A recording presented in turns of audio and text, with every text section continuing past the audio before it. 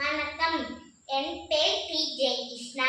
நான் ஒரு கதை சொல்ல போகிறேன். அந்த கதை தலைப்பு என்னன்னா புத்திசாலி காகம். ஒரு ஊரே ஒரு காகம் இருந்தது. அந்த காகத்துக்கு ரொம்ப தண்ணி தாகம் அடிச்சுது. கொஞ்ச தூரம் சுற்றி பார்த்ததுக்கு அப்புறம் தண்ணியே கிடைக்கலை. அப்புறம் கிணத்துக்குள்ளே போய் பார்த்து அங்கேயும் தண்ணி இல்லை. அப்புறம் கிட்ட போய் பார்த்து அங்கேயும் தண்ணி இல்லை.